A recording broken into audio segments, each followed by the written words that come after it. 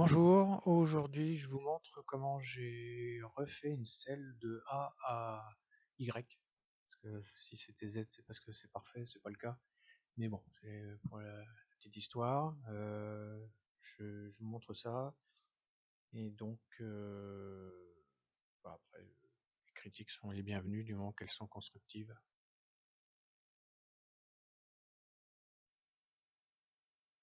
Alors, il y a peu de temps, je me suis offert une Beta TR-32 de 84 de mémoire, je crois, 84-85. Là, devant vous, vous avez l'original vendu en ces années-là. Forcément, vous devez bien vous douter que ce que j'ai récupéré, ben, c'est plus trop de la même fraîcheur. Voilà, j'ai récupéré donc cette machine quand même en très bon état, faut le souligner, malgré les années. Par contre, la selle, alors déjà marron et rouge, off. Et puis, elle paraissait pas super. Quand on est assis dessus, c'est pas top top. Je dis bon, on va regarder un petit peu ce qui se cache là-dessous et puis on va voir ce qu'on peut faire. Donc ça c'est le côté droit. Alors je sais pas si c'est du simili cuir qui a un peu mal vieilli, en même temps que le carénage d'ailleurs. Ça sera un autre chantier. Et donc une fois ouvert, je me suis rendu compte qu'elle était vraiment en piteux état.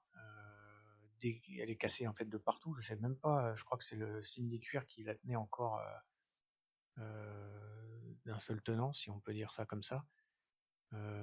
Quatre grosses casses, mais ouais, 5. Donc bon bah j'ai dit allez, je peux pas rouler avec ça, c'est pas possible. Il va falloir faire quelque chose. Et je me suis du coup inspiré de certains tutos sur le net et je me suis acheté cette petite machine pardon, qui fait des miracles.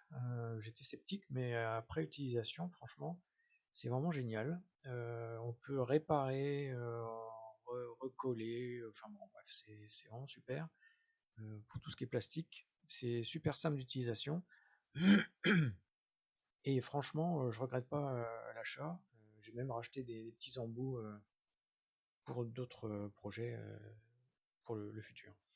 Une fois tout ça refait, je me suis rendu compte que en fait la selle était pas du tout droite, que c'était pas une base suffisante pour une selle de moto. Et quand je l'ai réinstallé avec le garde-boue du moment, eh bien ça colle pas en fait. C'est pas le bon garde-boue, c'est pour ça qu'elle a explosé de partout, parce que ça devait être la vraie selle, mais pas le bon garde-boue. Donc forcément il y avait des points d'appui.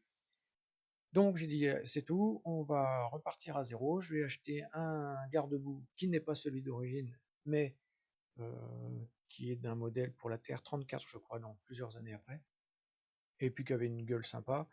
J'ai dit allez hop, on va tout refaire, on va repartir à zéro et on change le garde-boue. Donc j'ai dû faire quelques modifs pour que ça puisse entrer sur mon modèle. La bidouille toujours, hein, toujours et encore, la petite patte en métal avec les deux colsonnes là, c'est pour que ça soit bien intégré au châssis. Mais bon, ça se verra pas, ça sera caché par la selle.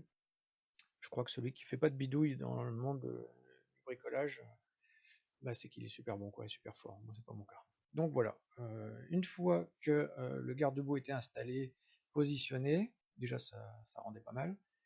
J'ai fait un calpinage en carton, alors qui, à première vue, n'est pas symétrique. Alors forcément, il y a des défauts. J'ai épousé au mieux les contours du cadre, réservoir et garde-boue, ce qui fait que bah il n'y a pas de symétrie. Et le but c'était que ça colle parfaitement à ce que j'ai. Ensuite, j'ai pris un PVC de 100 qui, si on s'aperçoit, si on utilise la formule qui va bien, alors je sais plus si c'est pierre 2 ou 2 pierres, eh bien j'avais la surface suffisante pour mon morceau de sel. Donc j'ai pris un outil magique, comme je l'appelle, j'ai découpé, j'ai fait un sillon en fait dans le PVC de 100 sur la longueur qui allait bien, et ensuite avec un décapeur thermique, eh bien, je me suis amusé à chauffer l'ensemble et j'ai essayé de rendre la plaque le plus plat possible Même si là, j'ai retravaillé après, parce qu'on voit que ça gondole, j'ai réussi à rattraper avec des pavés en chauffant modérément, faut pas non plus brûler le PVC. J'ai réussi à rattraper ça, donc ça a pas trop mal marché. Donc, une fois que j'ai eu ma plaque qui a encore un peu gondolé, ça se voit à gauche et à droite, il y a des espèces de tuiles. J'ai fait un calpinage ce coup-ci en PVC, donc là on peut se rendre compte que, que le carton n'est pas du bon côté, hein, puisqu'il y a un évasage, je sais pas comment on dit, qui est différent. Ensuite, je l'ai positionné sur la moto en chauffant pour épouser exactement les contours du cadre réservoir et donc garde-boue arrière, parce qu'en fait c'est pas d'un seul tenant, c'est pas plat, ça fait une forme ovale, enfin je sais pas comment on peut dire. Bref, c'est pas tout plat quoi. Ensuite, j'ai fixé pour voir ce que ça donnait les attaches qu'on voit ensuite sur le modèle précédent. Voilà, donc j'ai tout décapé, j'ai tout nettoyé au vinaigre, tout dérouillé. J'aurais pu mettre un coup de peinture, bon, je l'ai pas fait. Et ensuite, j'ai tout réinstallé pour voir si ça fonctionne. C'est le cas, donc c'est parfait. Ensuite, j'ai acheté une plaque dans un magasin de bricolage bien connu, une plaque en métal de 0,75 mm. Le but étant de rigidifier l'ensemble. Donc là, j'ai regardé à peu près, la dimension était correcte. Ensuite, ce que j'ai fait, c'est que j'ai plié cette plaque aux mêmes endroits que sur la plaque en PVC. Donc là, on voit, j'ai tiré des traits à peu près où c'était, ça coïncide. Donc le but, c'était de faire un renfort de la selle, parce que le PVC, c'est super fragile, mine de rien. J'ai tenté par la suite de mettre des agrafes. J'ai explosé le PVC, donc j'ai banni les agrafes, c'est pas la peine, ça casse. Donc ça, c'est l'étape d'après. Ensuite, j'ai fait une réserve d'1,5 cm pour pouvoir coller mon PVC et que ça soit pas à fleur en fait. Et donc, eh bien, je me suis retrouvé avec ma deuxième plaque en métal que j'allais rajouter à celle en PVC. Ensuite, une fois que c'était assemblé, j'ai acheté de la mousse Bultex 60 kg. Alors je connais plus l'ordre d'idée de ces 60 kg au mètre carré, je sais plus, ou mètre cube, je sais plus, bref. Donc c'est une selle qui est recommandée pour les selles de moto, qui fait 3,5 cm d'épaisseur. Et donc, eh bien, pour pas me planter, j'ai fait donc mon calpinage et j'ai marqué l'endroit où il fallait coller pour être sûr de ne pas me planter. Ensuite, un bon vieux couteau électrique à pain pour la découpe. Sur YouTube, c'est ce qui donnait comme astuce. Et c'est vrai que ça va tout seul, c'est génial. Ça se trouve chez Emmaüs, ça se trouve un peu partout pour pas bien cher. Moi, on me l'avait donné, donc c'est parfait. Et ensuite, j'ai utilisé de la colle néoprène en bombe, euh, qui est le mieux en fait pour ce genre d'exercice. Donc le but c'est quoi? Ben, c'est d'en coller les deux parties à coller et d'attendre 15-20 minutes. Le mieux c'est de se référer à ce qui est marqué sur la bombe. Sachant qu'une fois que la colle est appliquée, enfin les deux parties sont appliquées, on peut plus les bouger, c'est fini, hein. Il n'y a pas de moyen de rectifier, hein, donc faut pas se planter. C'est pas facile, mais voilà, c'est un point vraiment délicat. Faut vraiment bien positionner du premier coup, on peut pas rebouger après, c'est pas possible. En finale, ben voilà ce que ça donne. Donc une selle de 3,5 cm.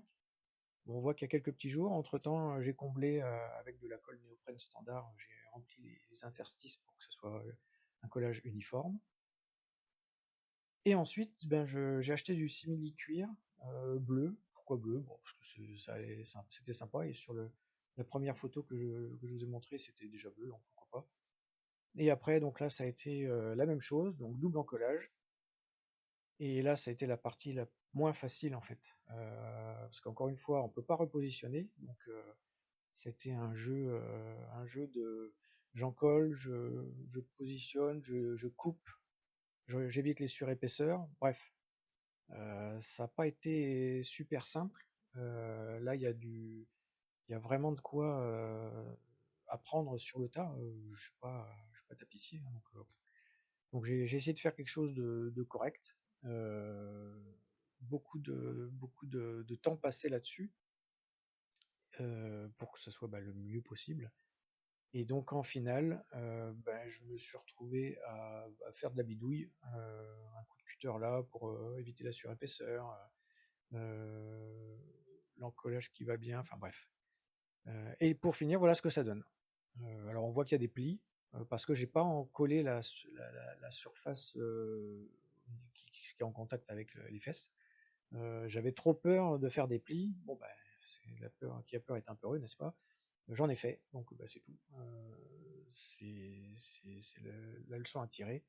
C'est pas parfait, c'est pas. Mais pour une première, quand on regarde ce qu'il y avait avant, moi je pense que voilà, c'est pas mal. Il n'y a plus qu'à voir au long terme ce que ça va donner. Est-ce que le PVC va casser? Est-ce que le Sky enfin, le signé-cuir va se déchirer? Je sais pas, on verra bien. Bon, je prends ça pour un essai, un test, et puis on verra bien dans le temps ce que ça donne. Voilà, j'espère que ça aidera certains peut-être qui pensaient être dans une impasse, qui ne voyaient pas comment faire. Alors on est d'accord, hein, c'est une selle, une petite selle. Si vous voulez refaire une selle d'une moto, une selle biplace, chose comme ça, à mon avis c'est un peu plus compliqué. Sachant que moi j'ai quand même un projet de refaire une deuxième selle plus longue pour faire de la balade, parce que là c'est de la selle trial, c'est-à-dire qu'on s'assied rarement dessus, et quand on est assis dessus ça peut être confortable. Il faut que je recrée une selle qui soit plus longue, qui vienne prendre appui sur le garde-boue, et qui me permettra de faire des étapes un peu plus longues. Là franchement c'est de la selle de dépannage, et c'est un premier test. Voilà, j'espère que ce vidéogramme vous aura plu, vous aura intéressé. Encore une fois, les remarques pertinentes sont les bienvenues.